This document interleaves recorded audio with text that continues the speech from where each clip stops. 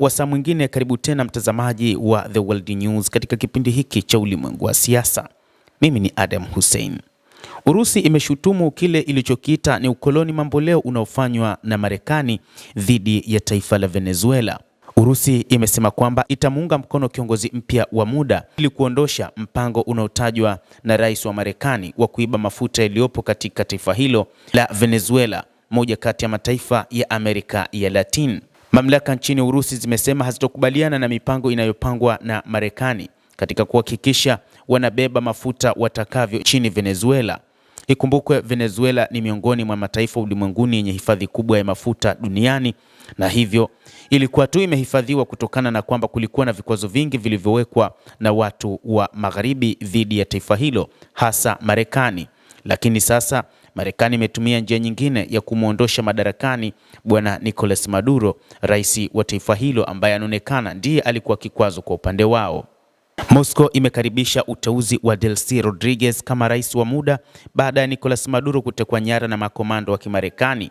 Urusi imesema itasimama katika mshikamano na mshirika wake wa muda mrefu Venezuela katika kukabiliana na vitisho vya wazi vya ukoloni mamboleo na uvamizi wa silaha kutoka nje. Wizara ya mambo ya kigeni ya Moscow imesema siku chache baada ya majeshi ya Marekani kumteka nyara rais Nicolas Maduro. Delcy Rodriguez, makamu wa rais wa zamani wa Venezuela, ameapishwa mnamo Jumatatu kama rais wa mpito wa taifa hilo. Katika taarifa yake mnamo Jumanne, wizara ya mambo ya kigeni ya Urusi ilielezea hatua hiyo kama onyesho la azimio la Caracas kuhakikisha umoja na kupunguza hatari za mzozo wa kikatiba. Moscow imethibitisha tena mshikamano wake usioyumba na watu wa Venezuela na serikali. Urusi iko tayari kutoa msaada wowote muhimu kwa Venezuela, wizara hiyo ilisisitiza. Hata hivyo, Urusi imesema haikubali kuona kile inachokiita ukoloni mamboleo.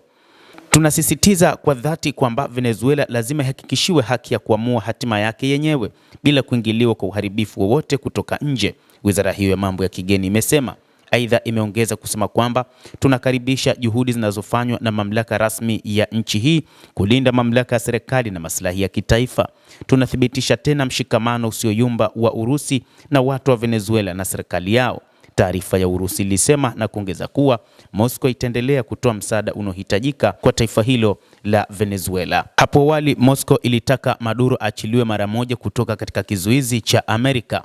China pamoja na mataifa mengine kadhaa ya BRICS na Global South vilevile yamelaani vitendo vya Marekani nchini Venezuela. Jeshi la Marekani lilishambulia nchi hiyo yenye utajiri wa mafuta ya Amerika Kusini mnamo Jumamosi na kuwateka nyara Maduro na mkewe.